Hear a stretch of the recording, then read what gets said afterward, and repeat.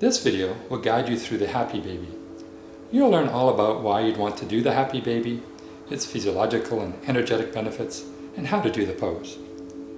You'll be shown alternatives and options, and we'll learn about the contraindications for this pose. These are warnings for people who may have difficulty with certain aspects of the baby. You'll also be shown how to get into and come out of the pose and what to do after you finish the pose. Once you know how and why you'd want to do the happy baby, visit the Happy Baby Performed to be guided through the pose. You can find links to this video and more information about Yin Yoga at yinyoga.com. The happy baby is a deep hip opener, and one that can actually employ some arm strength for a while, and then we let gravity take over and do the work. If you do pull with your arms, this is one of the few times in yoga that you get to actually work your biceps, one of the few times you get to flex the arms. This is also a nice deep release and decompression of the sacroiliac joint, and it can also be a compression of the abdominal organs for some people.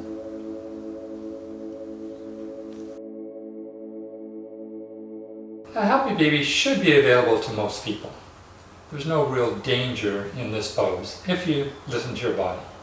However, for some people, it is a mild inversion.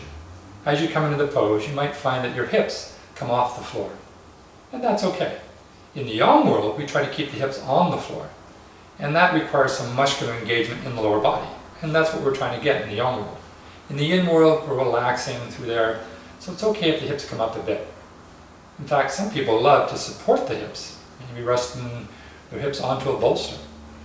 But as mentioned, this does make it into a mild inversion. So if you have very high blood pressure, or some women during their moon cycle prefer not to invert, you may not want to do this pose. Or do a version where your hips can stay on the floor. It just means you won't bring your knees too close to the ground. If there are problems or instability in your SI joint, if the sacroiliac joint is a little bit troubled, you may want to avoid this one. However, if your SI joint is fine, this can be very delicious for this area of the body. Coming into the pose is quite simple. Just lie down on your back. Start by hugging the knees into your chest. You can relax the lower back a little bit by circling the knees. You have little circles or big circles. And then when you're ready, take a deep inhale. And as you exhale, bring your head up to your knees, reach between your feet, grab the insides of your feet, then open the knees apart and allow the knees to come down to the floor on either side of your chest. Now for some people it's not really possible to grab the feet, so you can grab the ankles or even just hold the back of the thighs and allow yourself to come down. If this is a problem for your neck, at this point you can actually support your head with a pillow if you find your head is being dropped back quite predominantly. And again, if even holding the back of the thighs doesn't work for you, you can also do the option of using a strap.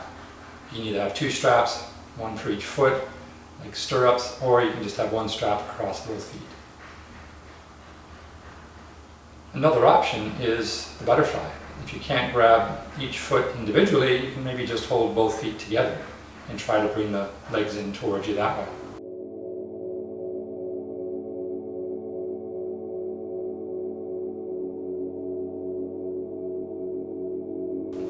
There are a few alternatives and other options you can use to get into this pose. As mentioned, one option is the butterfly. You can just hold the soles of your feet together, and then over time, as the hips open up, just draw the heels closer and closer inward. And if this gets to be too much, you can always just do the reclining butterfly. Just simply release and have the soles of your feet together. And in this version of the butterfly, you bring the feet a little bit closer towards you. And for a lot of people, 5 minutes here, it can be pretty juicy. So you might want to just do this version. If you're doing the butterfly version, you can over time see if you can bring the feet closer and closer to your head, eventually touching your toes to your nose. And this could be a good anatomy test. Do you know where your nose is? It's not where your feet are right now.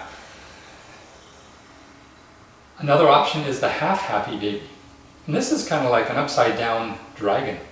So if you find the dragon a little bit too aggressive, a bit too yang-like, you can try this version.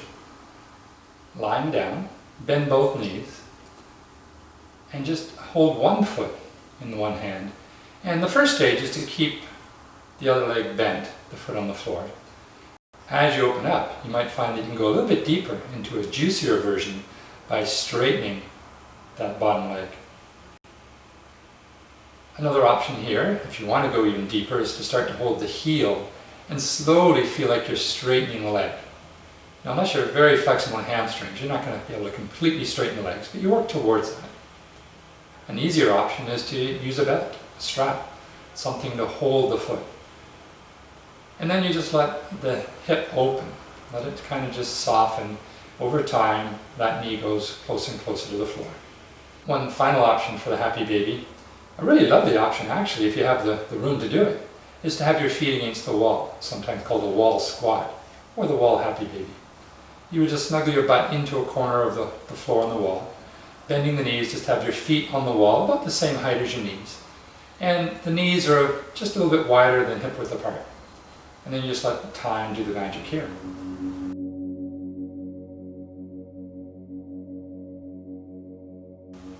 Just remember when you come out to come out slowly.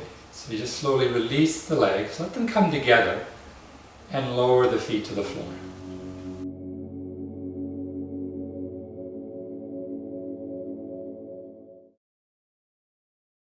You have a couple of options here for counter poses. At this point, you might want to do windshield wipers. Walk your feet apart and drop the knees slowly from side to side, which is internally rotating the hips. Or a deeper internal rotation is to stay with the knees together and walk the feet apart. The further apart the feet go, the deeper this internal rotation is. And this counter pose is actually a pretty juicy yin pose all on its own. We're moving the hips in a way that we don't normally get to work too much in yoga. So you can marinate here for a minute, 3 minutes, 5 minutes. This can be pretty juicy.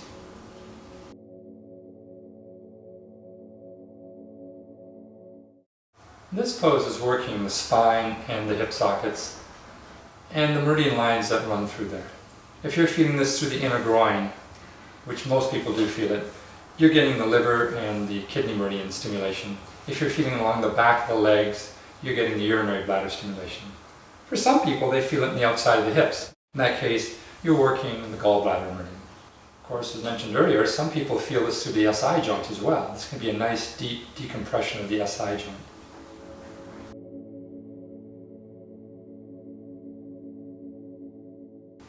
Now, a happy baby can be very yin-like. You can just marinate here for a long period of time if you're not really pulling. But if you want to go to the more active version, just pull for maybe a minute or so. And we don't want to use the muscles consistently over long periods of time. That would be a yin exercise of your own tissues, which would not be appropriate for the muscles. But it's okay to pull for maybe 30 seconds, a minute or so, but then let gravity do the work. And once you're allowing gravity to do the work, you can stay here for 3, 4, 5 minutes. But remember, there's other easier options. You might spend 3 minutes in the full happy baby, and then another minute or 2 in the reclining butterfly version. In the yang world, there's various names for this pose. Sometimes it's called yoga nidra, which means yoga sleep. You'd actually go to sleep here. Although in the deepest expression of that pose, you'd actually have the feet crossed behind your head, cross the ankles, and you'd rest here, bring the hands behind your back. It's kind of like an upside down turtle pose. And the yogis used to have competitions to see who could stay in that pose the longest. So you literally would fall asleep. And whoever came out of the pose first, they'd have to go and beg food for everybody else in the cave that day. Sometimes this is known, especially in Los Angeles, as dead bug pose. Sarah Powers likes to call this the stirrup pose. So there's many different names for this pose. The effects are all the same. I like the term happy baby because it gives you a sense of what you're trying to cultivate here. A peacefulness, a joyfulness. So just happily marinate in this pose. And you really feel the joy and the happiness of being a baby when you come out of the pose.